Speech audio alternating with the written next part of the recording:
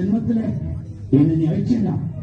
ஆனா அடுத்த ஜென்மத்துல கண்டாசனுடைய சக்தியை மறுபடியும் இந்த உலகத்துக்கு கொண்டு வருவேன். இந்த ஜென்மத்தில் இல்லடா, உன்ன மாதிரி தீய சக்திகள் எத்தனை ஜென்மம் எடுத்தாலும் அத்தனை ஜென்மத்திலையும் அவதரிப்பாடா இந்த பண்ணாரி அம்மன்.